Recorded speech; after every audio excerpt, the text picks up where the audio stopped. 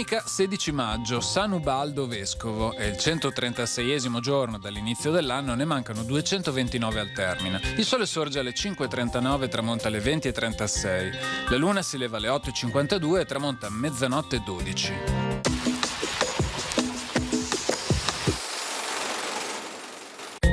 Dal Senato viene soppresso l'obbligo dei fruttivendoli veronesi di portare un cappello di color turchino mentre esercitano al mercato di Rialto. Questo per distinguerli dai fruttaroli di San Nicolò, che godevano di privilegi naturalmente malvisti dai colleghi scaligeri.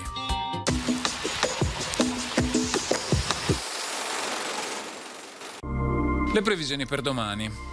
Sulla pianura alternanza di nuvole e rasserenamenti, sui monti nuvoloso con maggiore probabilità di piogge a tratti.